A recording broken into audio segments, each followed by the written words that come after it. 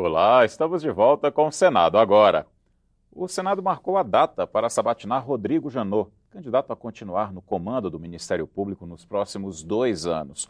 O procurador foi o mais votado pela categoria e indicado pela presidente Dilma Rousseff. Agora falta a confirmação dos senadores.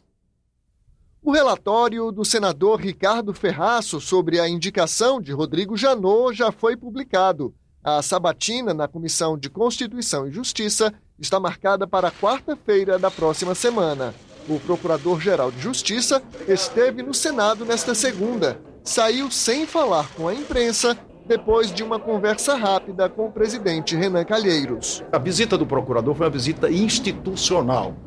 E nós conversamos sobre o procedimento, eu falei do meu compromisso de agilizar o procedimento e falei do óbvio calendário que é regimental. Vai ser lido o relatório, vai ser sabatinado e há um esforço que eu novamente asseguro de votarmos a indicação do nome no mesmo dia em que ele for sabatinado.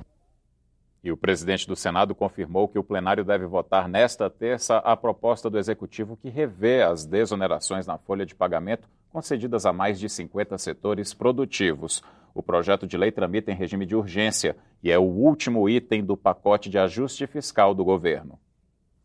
A intenção do governo era a de reduzir a desoneração aumentando a alíquota do imposto sobre o faturamento das empresas por meio de medida provisória enviada ao Congresso no início deste ano. Ocorre que essas desonerações, não só as da Folha, mas as da Folha tiveram muito peso, foram em grande parte responsáveis pelo déficit primário do país, no momento em que a economia estava se retraindo, em que a arrecadação se desacelerava, agora ela está caindo. Para você ter uma ideia, em 2014, elas foram estimadas no âmbito federal em 104 bilhões, dos quais 21,6 com a desoneração da folha de pagamento.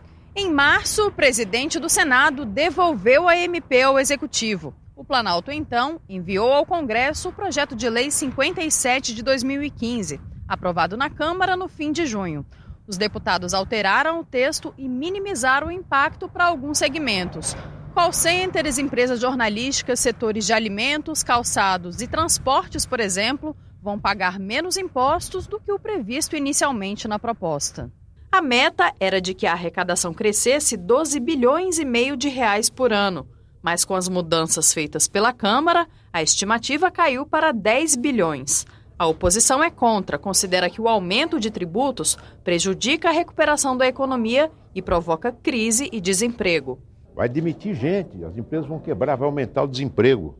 Nós não podemos ser a favor desse projeto do governo. Esse projeto não tem como ser aprovado por 2 motivos. Primeiro, porque ele é fruto de um estelionato eleitoral. Ele é fruto de um golpe, certo? Segundo lugar, porque o que o presidente Renan apresentou agora como chamada Agenda Brasil, tá certo?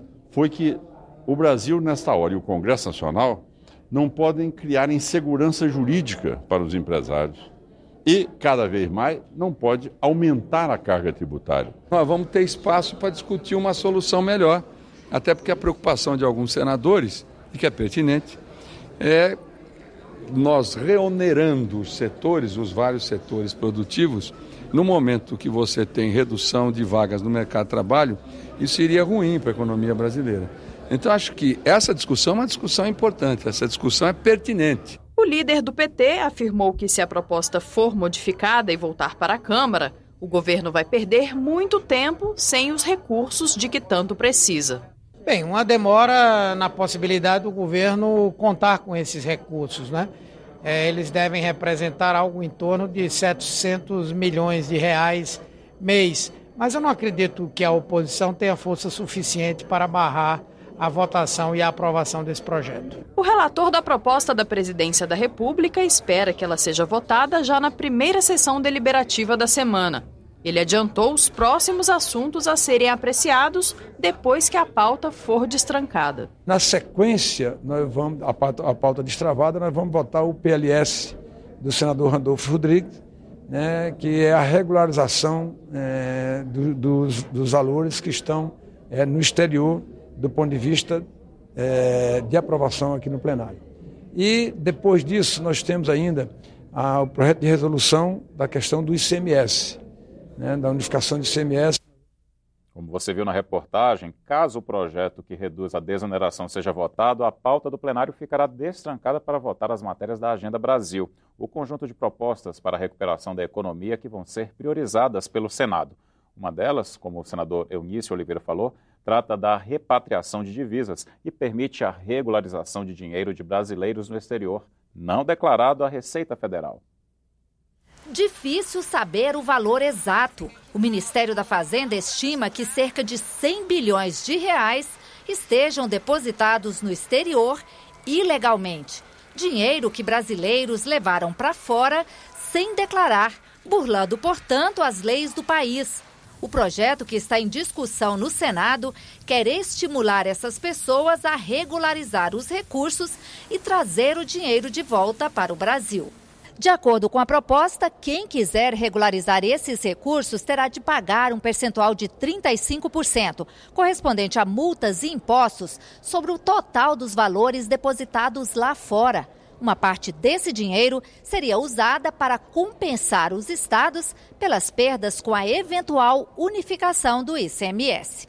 Cálculo menor dá conta de pelo menos 30 bilhões de reais nos cofres públicos. A repatriação de recursos, nesse momento, é o instrumento mais concreto que existe de alternativas à crise. Além de ser socialmente correto, porque se trata de taxação de grande fortuna que está no exterior e que não foi taxada aqui no Brasil. É uma possibilidade concreta de termos recursos para socorrer estados e municípios. Ou é isso, ou nós podemos ter o agravamento maior da terrível crise que estamos vivendo. Para este consultor, com a regularização, os crimes de evasão de divisas e omissão de informações ao fisco estariam perdoados. Mas, segundo ele, é preciso deixar claro que a proposta só vale para bens lícitos. Não estão abrangidos bens de origem ilícita.